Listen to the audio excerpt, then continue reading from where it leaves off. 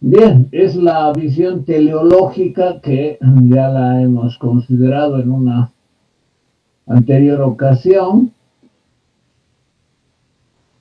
y que ahora vamos a ver cómo se aplica a la concepción liberal. Fukuyama todavía está vivo, ¿no? Como ha expuesto su compañero, su más importante obra es es el final de la historia y el último hombre, así se llama. Y él nació a mitad del siglo XX. No sé si están viendo lo que estaba, creo que ya no. Bueno, aquí está. Y bueno, tiene 70 años, ¿no? Justo este año cumple 70 años. Y escribió en torno a la caída del muro de Berlín el año 89 y el colapso de la Unión Soviética en 1991. Ahora, es importante tener en cuenta que sigue escribiendo. Hace poco publicó un libro, el último, y tiene otros más que han ganado bastante notoriedad, aunque claro, ha sido criticado desde distintos puntos de vista. Él sostiene con mucha solidez sus concepciones, su interpretación de Hegel y también la manera como él concibe el desarrollo de la historia. A partir de 1991, él señalaría que el mundo ya se estaría encaminando a un proceso universal de constitución política, que es la democracia liberal.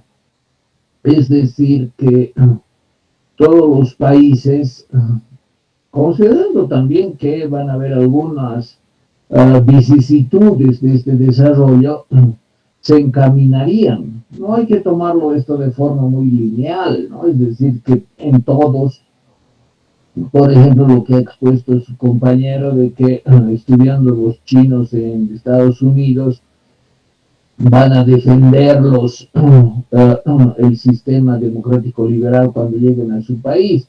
Eso él creyó que se produciría, pero se equivocó.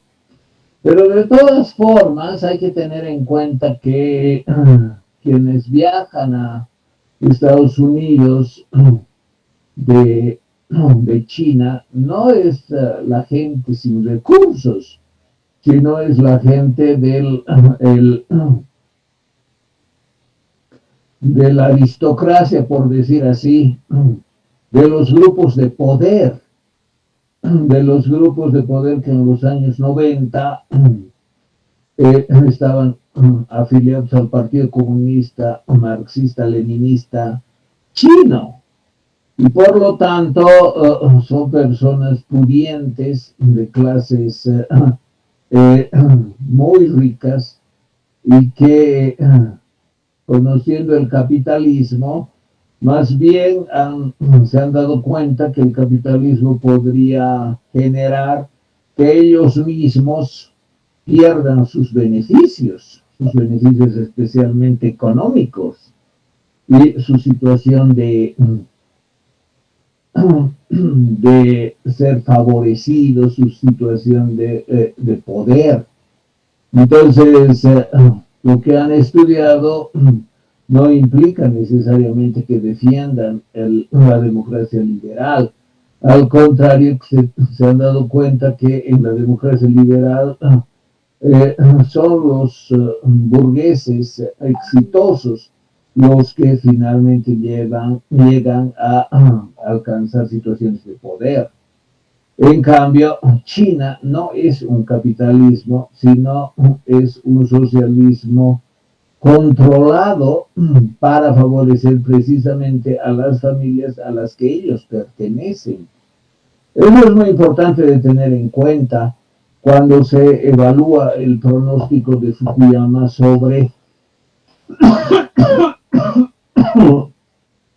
la acción de personas que habiendo estudiado en Estados Unidos y habiendo conocido de cerca el sistema democrático liberal capitalista, podrían exportarlo, es decir, llevarlo a su país como por experiencia propia. Hay que tener en cuenta que ese razonamiento puede ser muy mecánico y lineal, y no es así, porque intervienen también otros factores, y en primer lugar interviene el factor de la situación de clase en la que están esas personas de procedencia china estudiando en Estados Unidos. Son los hijos de las familias pudientes y poderosas de China que tienen el poder en el socialismo chino. Y evidentemente que quieran cambiarlo resultaría ir en contra de sus propias situaciones de privilegio, lo que es poco probable.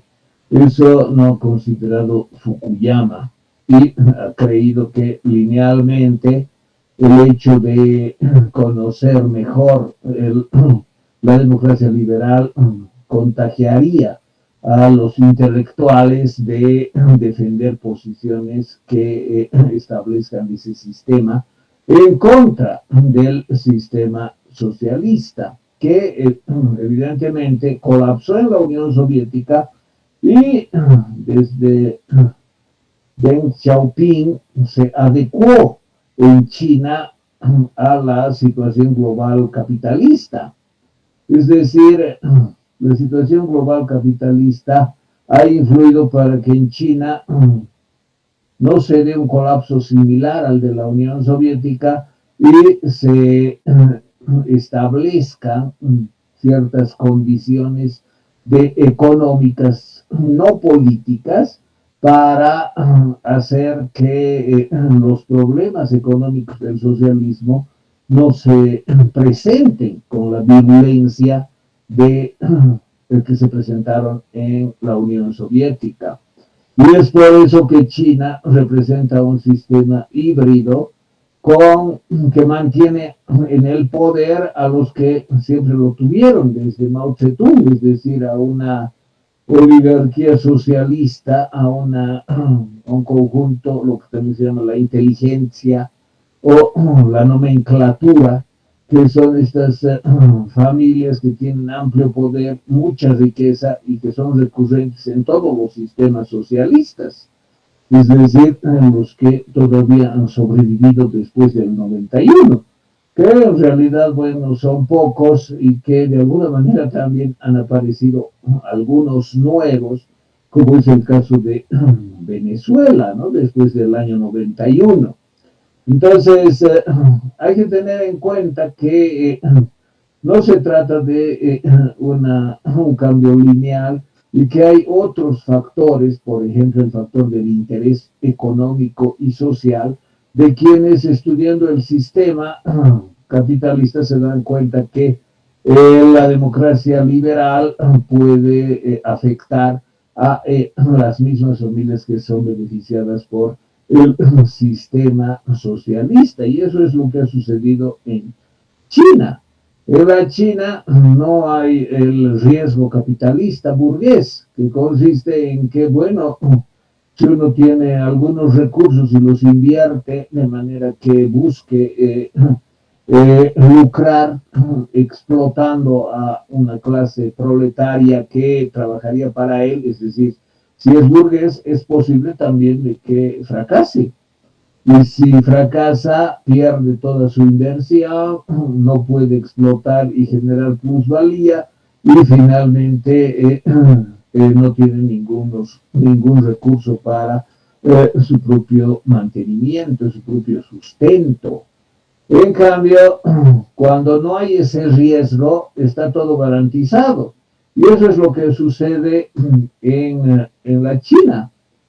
los funcionarios del Partido Comunista Chino, que se declara, claro, desde el tiempo de Mao, marxista, leninista, y maoísta también, y que constituyen los que tienen el poder, nunca pierden económicamente porque están vinculados a las grandes empresas, a las grandes instituciones económicas, entidades económicas que lucran. Y contrariamente al socialismo que existió, hay una explotación y una generación de plusvalía que va en directo beneficio de esos grupos y de esas familias que no tienen el riesgo capitalista de perder. Entonces, determinando la economía desde el Comité Central del Partido Comunista Chino, obviamente las decisiones que toman van a precautelar los intereses de ellos mismos y de sus adláteres, es decir, de los que están a su lado, aunque no estén en el poder político, pero representan el poder económico. Y las decisiones económicas de crecimiento, de desarrollo, se dan gracias a una gran explotación de la fuerza de trabajo que abarata los costos y una apropiación de la plusvalía en gran medida para ellos mismos. En ese sentido, es un capitalismo sin riesgo para los burgueses, que garantiza y que da lugar a que la, la inversión, es decir, eh, con el nombre de que sean instituciones del Estado, favorece a estas personas vinculadas con los actores políticos. Y por otra parte, quienes tienen capital y que tienen el riesgo de invertir, en realidad no corren riesgo porque estando patrocinados por quienes tienen el poder, siempre van a tener beneficios. Y además con la aquiescencia de realizar procesos económicos con alta explotación de la fuerza de trabajo. Es decir, el mismo sistema establece que haya una generación de plusvalía en primer lugar para los dueños de las instituciones económicas, de las entidades económicas dedicadas a la producción, que están en manos privadas, que son los mismos que tienen el poder político. Entonces, de esa manera no hay capitalismo realmente, tampoco hay socialismo, porque hay inversión privada, hay gran cantidad de riqueza concentrada en manos privadas y hay también dueños de fábricas que son entidades privadas de lucro y que consiguen grandes ganancias con el sistema que han desarrollado, que es una producción con bajísimo costo de la fuerza de trabajo, sobreexplotación de la fuerza de trabajo, pues son millones de trabajadores que necesitan producir y necesitan generar sustento para sí mismos, y también por la actitud tecnológica que ha desarrollado China como parte de su cultura, que es la, la cultura de la copia. Ellos no respetan ninguna propiedad, la copian, la simplifican y la masifican. Es decir, le quitan la calidad tecnológica que tiene, haciéndola más barata a la mercancía, copiando lo esencial, simplificándola, abaratándola y haciéndola de consumo masivo.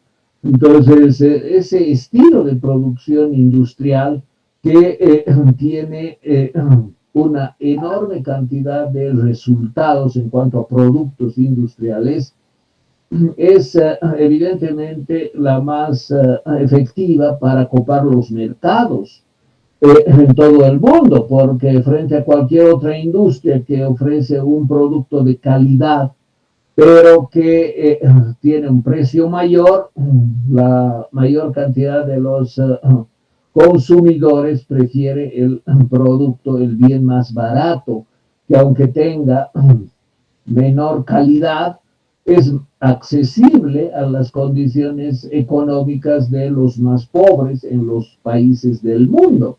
Y por lo tanto, los productos chinos inundan los mercados en todo el mundo, gracias a una sobreexplotación de la fuerza de trabajo de los obreros chinos, gracias a esta política tecnológica de copiar sin respetar los derechos de autor, por abaratar la producción con materiales más baratos, por copiar una tecnología simplificándola.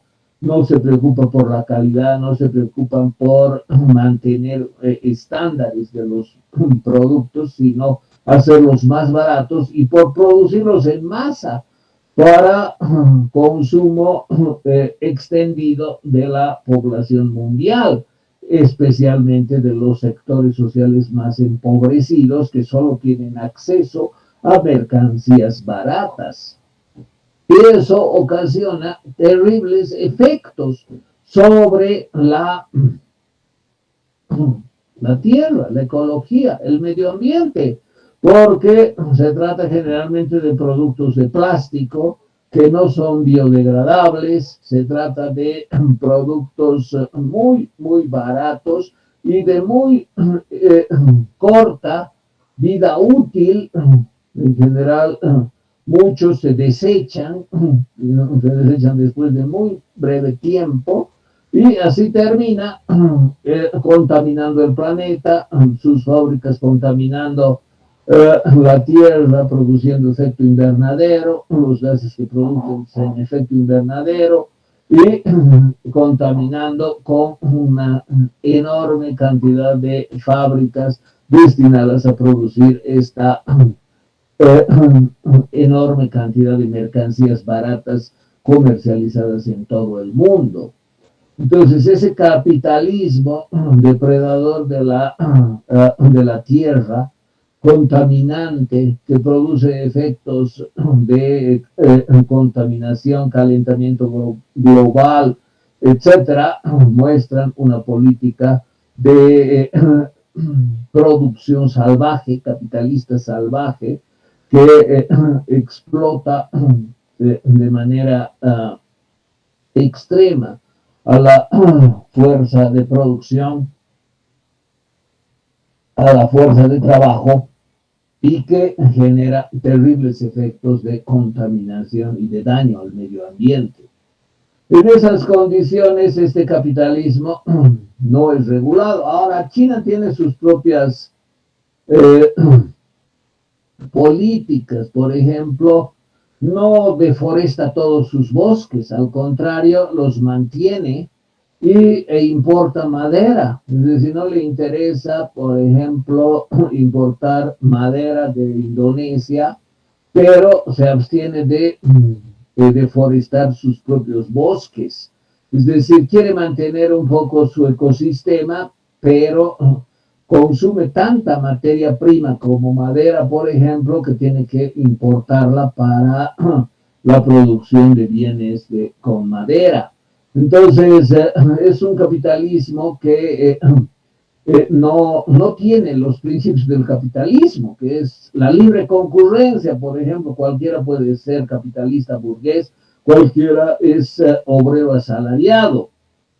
Otro principio es que del capitalismo, que hay riesgo en la inversión y no hay nada garantizado en cuanto a que si yo invierto en algún rubro, voy a aumentar mis ganancias y ser necesariamente un burgués exitoso.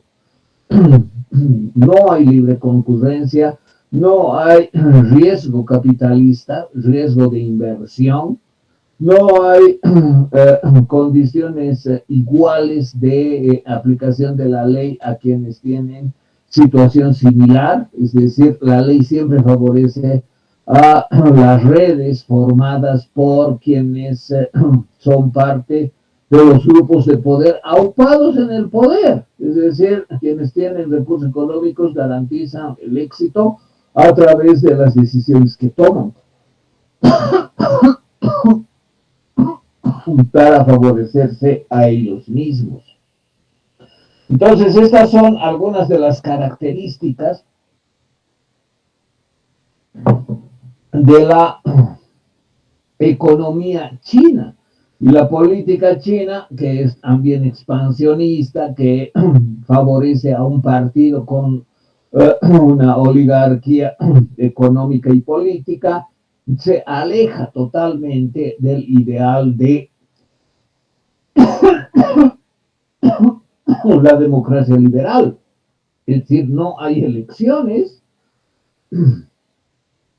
y si hay son ficticias, no hay libre concurrencia de candidatos para ocupar los más altos cargos del gobierno en China, y si hay algún remedio de elecciones, no son en condiciones de eh, libre concurrencia, es decir, que cualquiera puede presentarse como candidato, que cualquier partido puede disputar al que sea la prerrogativa de ser elegido, y efectivamente una remoción periódica con elecciones libres y competitivas.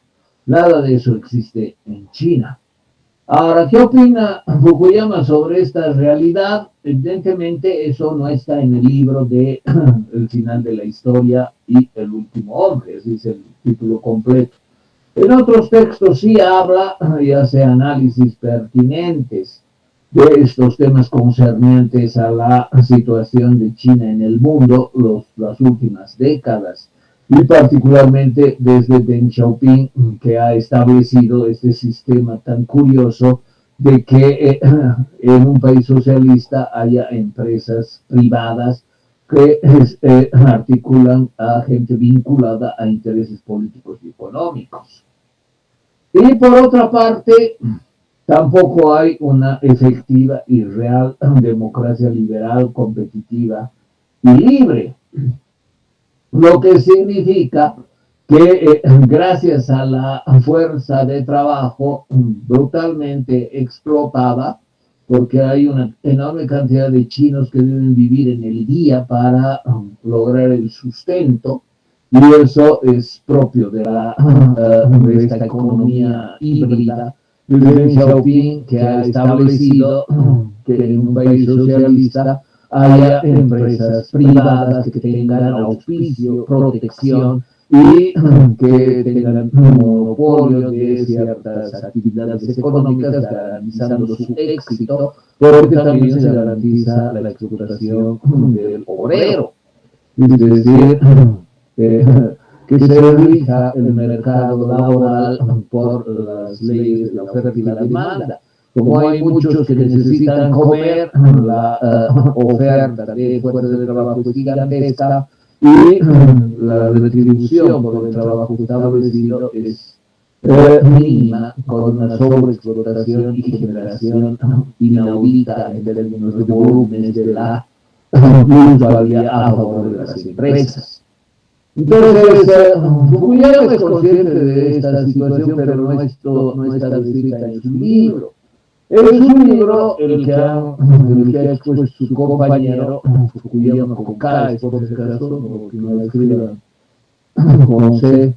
Es un libro habla de la democracia liberal como el sistema que ha aplastado a dos regímenes anteriores, anteriores al enfrentamiento, ¿no? Entonces hubo dos grandes enfrentamientos que dieron lugar a dos pérdidas, a dos perdedores. El primer perdedor es el nazismo y el segundo perdedor es el socialismo.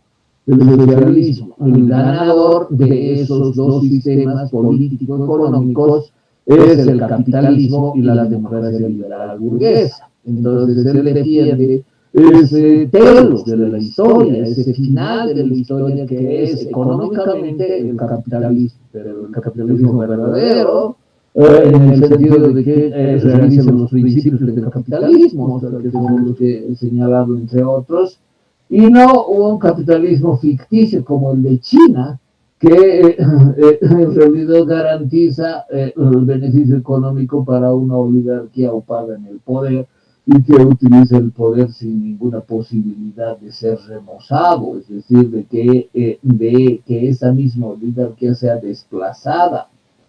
Entonces, el capitalismo que tiene riesgo, que implica ciertos límites en la sobreexplotación o en la explotación de la fuerza de trabajo, eh, finalmente habría triunfado sobre el socialismo. Ahora, ¿cuál socialismo? El socialismo de Europa del Este, de la URSS y de otros países que colapsó, que se vino abajo mundialmente el año 89 con la caída del muro y con la implosión de la Unión Soviética el año 91. Ahora, esa destrucción, esa desarticulación, ese fracaso del sistema socialista es sería un triunfo del capitalismo global en contra del socialismo en cuanto a sistema económico y político.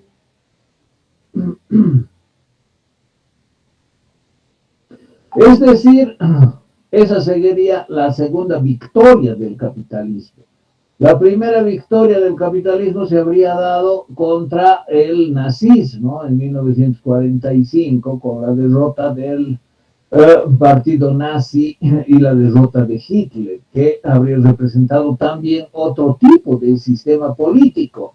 Y desde el 91 entonces se encaminaría la historia universal a consolidar efectivamente la democracia liberal burguesa, por una parte, por la parte política, y por otra, el sistema económico capitalista. Ahora, hay algunos sistemas reticentes, reaccionarios y retrógradas, como el Islam, que nunca va a ser liberal, nunca va a ser democrático, que siempre va a implicar aplastar la dignidad de las mujeres y que va a suponer siempre también una actitud jerárquica, sin democracia, sin elección, sin voto universal, sin los principios de un voto, un ciudadano, y que cualquier gobernante puede ser desplazado del poder porque todo poder es pro tempore. Es decir, se da por un lapso y después se remoza, es decir, se cambia. No, estos sistemas que son jerárquicos como el mundo islámico y que tiene mezclada la religión con la política, son los que generan las peores situaciones para la guerra santa, es decir, fanáticos religiosos que matan inocentes creyendo que así van a alcanzar a ser mártires y van a alcanzar el paraíso con decenas de vírgenes para su propio goce, y que eso justificaría los crímenes que realizan en la tierra. Entonces quedan aparte esos sistemas que todavía son retrógradas, que no avanzan en cuanto a establecer criterios democráticos para hacer de la dirigencia política una dirigencia temporal que se puede someter a crítica y a sanción, inclusive apenas solo con el rechazo por el voto. Y en democracias más desarrolladas con que la rendición periódica de cuentas y también con las sanciones jurídicas que pueden darse ante eventuales excesos que cometan estos políticos. Entonces, los dos triunfos del capitalismo contra los nazis en 1945 y contra el socialismo en 1991 permitirían prever una tendencia general a que el capitalismo sea global, lo que evidentemente se ha dado, y que tenga también una fuerte consolidación ideológica en lo que se ha llamado el pensamiento único, dando lugar a regímenes políticamente democráticos liberales y a sociedades económicamente capitalistas plenamente tales. Entonces, esa es la victoria del capitalismo y ese es el inicio del final de la historia. Y el último hombre, porque ese es el título de la obra, el final de la historia y el último hombre, es el hombre individualmente valorado como tal, libre para tomar decisiones, para votar, para tener emprendimientos que pueden ser exitosos o fracasos desde el punto de vista burgués, es decir, desde el punto de vista de los emprendimientos como dueño de los medios de producción que emplea personas para el desarrollo de sus actividades económicas.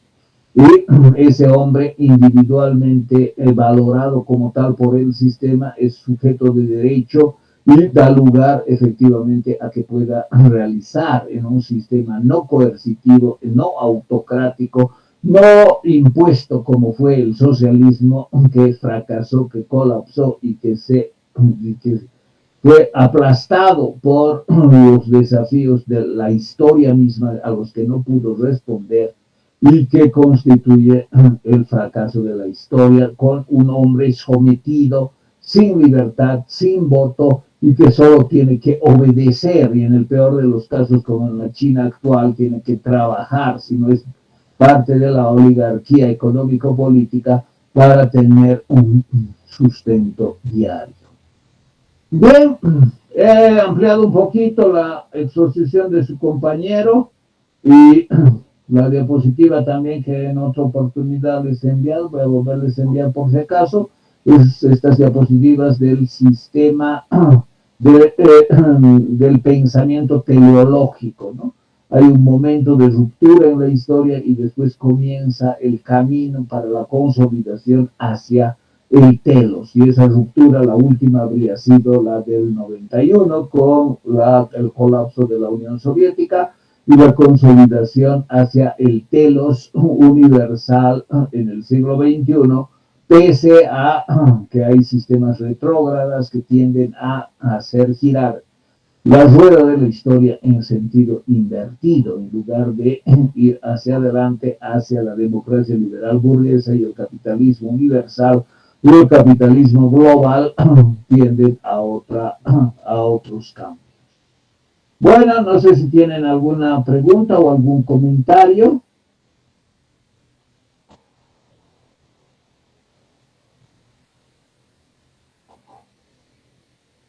Bien, nos vemos con la segunda exposición, la clase del día viernes. Buenos días, hasta luego.